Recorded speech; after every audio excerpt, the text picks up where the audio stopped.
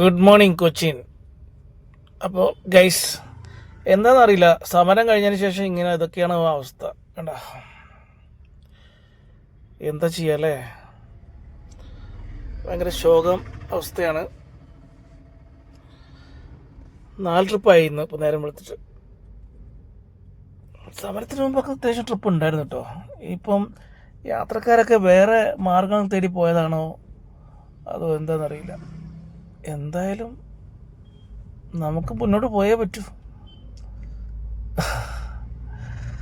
നോക്കാം, ഒക്കെ ശരിയാവുന്നേ അല്ലേ.